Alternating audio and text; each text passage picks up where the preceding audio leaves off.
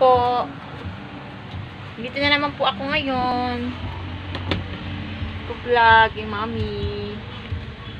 Luluto po siya ng ampalaya. Ay, hindi makita. Ampalaya. Ampalayang napaka-bitter. Mami! Say hi!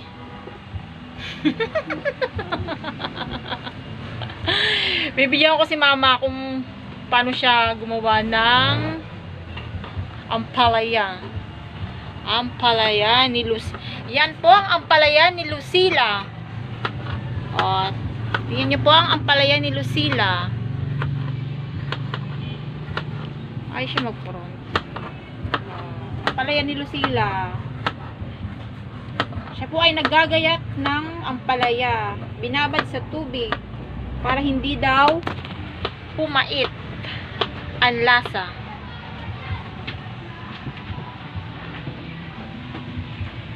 Kamukha ba kami ni mami? Hindi ko makain ang palaya. Mapait daw eh. Hindi mapait. Mapait daw ang ampalaya. Sabi ko naman, hindi siya mapait. Masarap siya. Kainin. Ano niya? Ay, madilim. Madilim. Sarap talaga pag walang walang camera.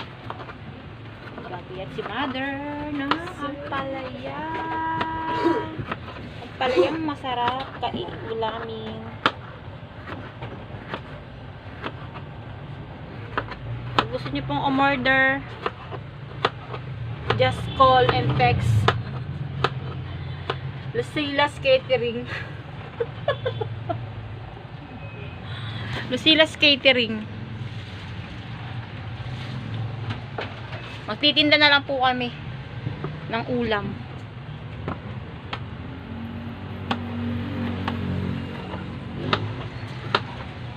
Ay, ni mama humarap. Nahihiya. Ay! Alam nyo ba? Ay, Diyos ko, nakakapagod. Alam nyo ba? Tagal ko na talagang gusto mag-vlog. Kaso, nahihiya ako.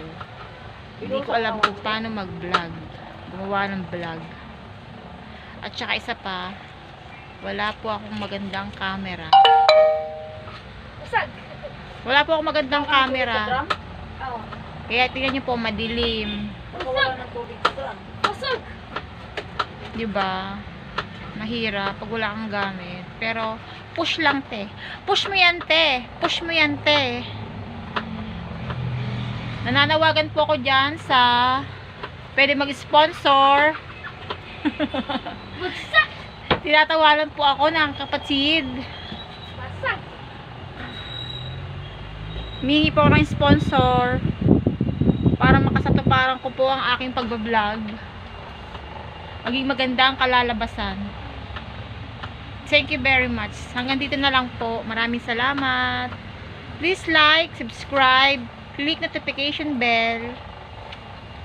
And thank you. Bye-bye.